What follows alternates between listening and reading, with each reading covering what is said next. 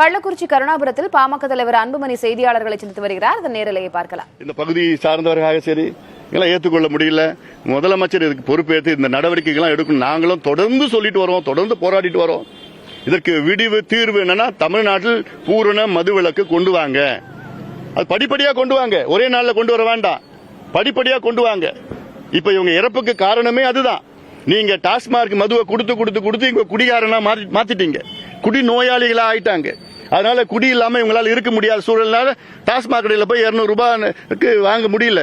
அதனாலதான் இங்க 30 ரூபா 40 ரூபாய் விற்கிற சரக்குக்கு சாப்பிட்டு இது போன்ற சம்பவங்கள் நடந்துட்டு இருக்குது. இல்ல அதனால இதெல்லாம் நிச்சயமா முதலமைச்சர் இதுக்கு பதில் சொல்லி ஆகணும், நடவடிக்கைகள் எடுக்கணும். இது சம்பந்தமா பாட்டாளி கட்சி இந்த சம்பவம் மட்டும் இல்ல, தொடர்ச்சியான போராட்டங்கள் நடத்த திட்டமிட்டு இருக்கிறோம். இந்த சம்பவத்துக்கு மட்டும் இல்ல, சில கட்சிகள்லாம் ஏதோ இந்த சம்பவத்துக்கு ஒரு போராட்டம், ஒரு நாள் அடையாள போராட்டம் முடிச்சுட்டு போயிட்டு போறாங்க. நாங்க அப்படி கிடையாது. மது விலக்கு வேணும் என்று 45 ஆண்டு காலம் எங்க மருத்துவர் ஐயா அவர்கள் தொடர்ந்து போராடி பாடுபட்டு இன்னைக்கு ஓரளவுக்கு எல்லா கட்சிகளும் கொள்கை ரீதியில மது விலக்கு ஏத்திட்டு இருக்காங்க. அது காரணம் எங்க மருத்துவர் ஐயா. ஆனா அது முழுமையா வரல, முழுமை அடையணும். அதற்கு தொடர்ந்து நாங்கள் போராடுவோம், சட்ட போராட்டம் நடத்துவோம்.